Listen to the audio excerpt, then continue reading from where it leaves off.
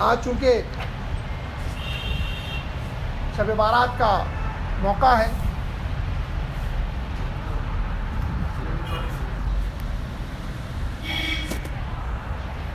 اللہ کے رسول صلی اللہ علیہ وسلم سے 15 شعبان کی شب جو ہے، اس رات میں اللہ کے رسول صلی اللہ علیہ وسلم نے اس رات کے تعلق سے اس کے فضائل بیان فرمائے ہیں۔ اس رات کو جو ہے رحمت کی رات بھی کہا جاتا ہے، اور اس رات کو برات کی رات بھی کہا جاتا ہے۔ احادیث اس کے تعلق سے 2-4 احادیث سیاہ ستہ کی کتب میں آئے ہیں، اور سب سے زیادہ شعب الایمان کتاب میں اس موضوع کے تعلق سے احادیث جو ہے مذکور ہے۔ 2-3 احادیث فقیر بندہ پڑھتا ہے، آپ سنیے۔ ابن ماجہ کی روایت ہے کہ حضرت علی رضی اللہ تعالیٰ عنہ بیان کرتے ہیں کہ رسول مقبول صلی اللہ علیہ وسلم نے ارشاد فرمایا، جب شعبان کی 15ویں رات ہو تو رات کو قیام کرو، نمازیں پڑھو، دن میں روزہ رکھو، کیونکہ اللہ تعالیٰ اس رات میں جیسا ہی سورج غروب ہوتا ہے آسمانی دنیا کی طرف متوجہ ہوتا ہے اور فرماتا ہے کہ کون مجھ سے مغفرت طلب کرتا ہے کہ میں اس کی مغفرت کروں، کون مجھ سے رزق طلب کرتا ہے کہ میں اس کو رزق دوں، کون مصیبت میں مبتلا ہے کہ میں اسے عافیت دوں۔ اسی طرح صبح تک ارشاد ہوتے رہتا ہے۔ تو 15ویں شعبان کی اتنی مقدس رات کے فضائل بیان ہوئے۔ رات میں قیام کرنا ہے، دن میں روزہ رکھنا ہے، اور اللہ تعالیٰ جیسے ہی اب مغرب ہو گئی ہے، اللہ تبارک و تعالیٰ آسمانی دنیا یعنی یہاں سے جو پہلا آسمان ہے اس کی مسافت 500 سال کی مسافت ہے۔ ڈسٹینس کتنا ہے؟ 500 ایئرس۔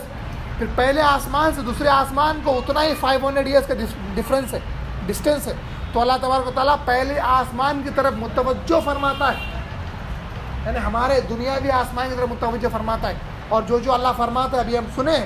اگلی حدیث حضرت عائشہ رضی اللہ تعالیٰ عنہا نے فرمایا، میں ایک رات حضور کو میں نے نہ پایا، میں آپ صلی اللہ علیہ وسلم کی تلاش میں نکلی، بستر کے پاس آپ کو جو ہے بی بی عائشہ نہیں پاتے ہیں، تلاش میں نکلتے ہیں، آپ صلی اللہ علیہ وسلم بقیع قبرستان میں تھے، آپ صلی اللہ علیہ وسلم کا سر آسمان کی جانب اٹھا ہوا تھا۔ آپ صلی اللہ علیہ وسلم نے فرمایا، اے عائشہ رضی اللہ تعالیٰ عنہا، کیا تو اس بات کا خوف کرتی ہے کہ اللہ اور اس کا رسول تجھ پر ظلم کرے؟ تو بی بی عائشہ نے عرض کیا، میں نے عرض کیا یہ بات نہیں، بلکہ مجھے خیال ہوا کہ آپ صلی اللہ علیہ وسلم دوسری ازواج کے پاس تشریف لے گئے ہیں۔ تو آپ صلی اللہ علیہ وسلم نے فرمایا، اللہ تعالیٰ شعبان کی 15ویں رات کو آسمانی دنیا کی جانب متوجہ ہوتا ہے، اور بنو کلب، ایک خاندان بنو قبیلے بنو کلب کی بکریوں کے بالوں سے زیادہ لوگوں کے گناہوں کی بخشش کرتا ہے۔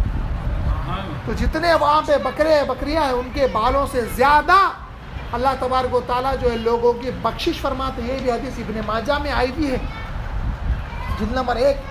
اگلی حدیث حضرت ابو موسیٰ اشعری رضی اللہ تعالیٰ عنہ کا بیان ہے کہ رسول مقبول صلی اللہ علیہ وسلم نے ارشاد فرمایا، اللہ تبارک و تعالیٰ شعبان کی 15ویں شب کو ظہور فرماتا ہے، اور مشرک اور چغل خور کے علاوہ سب کی بخشش فرما دیتا ہے۔ مشرک کی نہیں فرماتا، اور چغل خور کی بخشش اللہ تعالیٰ نہیں فرماتا۔ یہ بھی ابن ماجہ میں جو ہے روایت آئی۔ اس کے علاوہ شعب الایمان میں بہت سارے احادیث اس کی فضیلت میں مروی ہے، مذکور ہیں۔ دیکھیے یہ رات میں جو ہے ہمارے قوم میں کوئی خاص اس کا اہتمام دائروں میں نہیں پایا گیا ہے، لیکن حقیقت ہے کہ یہ رات ایگزسٹ کرتی ہے۔ قرآن میں بھی سورہ دخان وغیرہ میں یہ آیت آئی ہے کہ ہم نے اس قرآن کو مقدس رات میں نازل فرمایا۔ تو اس مقدس رات سے مراد علماء کرام نے صرف بعض علماء نے شب بارات بھی بیان کیا ہے کہ اس رات سے مراد شب بارات، لیکن ایسا نہیں ہے، کیونکہ قرآن کا نازل ہونا شب قدر میں طے شدہ بات ہے، متفقہ فیصلہ علماء فقہا تمام تر بزرگ دین قوم مدویہ کا بھی۔ تو بعض مفسرین نے بیان فرما دیا، لیکن یہ رات میں رسول مقبول صلی اللہ علیہ وسلم کا قبرستان تشریف لے جانا تو مروی ہے، ثابت ہے۔ تو ہمارے واسطے بھی جو ہے یہ سنت ہے، مستحب مستحسن ہے کہ ہم اس رات میں ہمارے عزیز و اقارب، ہمارے والدین اگر کوئی فوت ہوئے ہیں، یا آبا و اجداد میں، یا دوست احباب میں، وہاں پر جو ان کے پاس جائیں، زیارت کریں، ان کی مغفرت کے واسطے دعا کریں، اور اس کے ساتھ ساتھ ہمارے محلے میں جو بزرگ ہیں ان کے پاس جائیں، قدم بوسی کا شرف حاصل کریں، دعا کریں، اطراف اکناف کے بزرگوں کی زیارت کریں. زیادہ دور ٹریول نہیں کرنا ہی بہتر ہے. اگر کوئی کرتا ہے تو اس میں کوئی قباحت نہیں ہے، لیکن اس رات میں قیام کرنا ہے، قضا نمازیں پڑھنا. کوئی نفل نماز اس رات میں نہیں ہوتی، اگرچہ کہ بعض کتابوں میں لکھا ہوا ہے، بعض احادیث آئی ہے کہ حضرت علی وغیرہ، عمر فاروق وغیرہ، جو حدیث میں آیا کہ اتنے رکعت پڑھو، اتنا سورہ اتنے بار ایک ایک رکعت میں پڑھو، لیکن یہ تمام تر چیزیں ہمارے پاس رائج نہیں ہیں. کوئی سنت رسول سے یہ بات ثابت نہیں ہے. تو ہمارے پاس اس رات میں ہو یا شب معراج میں ہو یا شب قدر میں ہو، کوئی رات میں بھی کوئی نفل نماز نہیں پڑھی جاتی، بلکہ کبھی بھی زندگی میں نفل نماز جو ہے پڑھنے کا اہتمام ہمارے پاس نہیں کیا گیا ہے. تو رات میں قضا نمازیں پڑھنا ہے، تحت الوضو پڑھ سکتے ہیں آپ، قضا نماز پڑھ سکتے ہیں. یاد رکھو وطر کی بھی قضا نماز ہوتی ہے، وطر کی بھی قضا ہوتی ہے، یاد رکھیے آپ بات. تو کبھی بندہ اگر 3 دن کی قضا نماز آپ کو پڑھنا ہے تو پہلے فجر کی 2 رکعت فرض کی قضا، پھر ظہر کی 4 رکعت، عصر کی 4 رکعت، مغرب کی 3، عشاء کی 4 اور اس دن کی وطر کی قضا. تو یہ 1 دن کے آپ کے مکمل ہوتے ہیں. اسی طرح 3 دن کے اگر آپ پڑھیں گے قضا نماز یا 5 دن کے بھی اگر آپ پڑھیں گے تو آپ کے واسطے بہتر ہے. پھر آخر میں 3 بجے یا 4 بجے آج کی رات کی وطر پڑھ کر ختم کر دینا ہے، کیونکہ وطر خفل ہے نمازوں کا. اس کے بعد کوئی نماز جس میں رکوع اور سجود ہوتا ہے ہم نہیں پڑھ سکتے. جنازے کی نماز ہم پڑھ سکتے ہیں، لیکن ایسی نماز جس میں رکوع اور سجود ہو، تحت الوضو بھی اس میں شامل ہے، وہ نماز ہم وطر کے بعد نہیں پڑھ سکتے. اگر پڑھ لیے ہو تو وطر کو دوبارہ دوہرا کر پڑھنا ہے. لیکن بعض خانوادوں میں یہ طریقہ نہیں ہے، الگ طریقہ ہے کہ وطر کے بعد بھی تحت الوضو پڑھتے ہیں اور تہجد جب پڑھتے ہیں تو وطر کو دوہرا کر نہیں پڑھتے. لیکن بعض خانوادوں میں تہجد کے بعد پھر سے وطر کو دوہرا کر پڑھا جاتا ہے. دونوں بھی طریقے صحیح ہیں، کوئی اس میں اختلاف ہمارے بزرگان دین کے پاس ثابت نہیں ہے. دونوں بھی طریقے رائج ہیں، قیامت تک جو ہے نزول عیسیٰ علیہ السلام تک جو ہے چلتے رہیں گے. تو اس رات میں زیادہ دور مت جاؤ تاکہ آپ تھک جاؤ، نماز نہ پڑھ سکو، ذکر نہ کر سکو.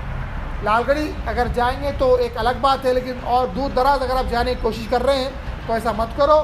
نہیں کرنا ہے، بہتر ہی ہے نماز پڑھو، اللہ کا جو ہے ذکر کرو، قرآن کی تلاوت کرو، قضا نماز وغیرہ پڑھو اور باہر مت پھرو.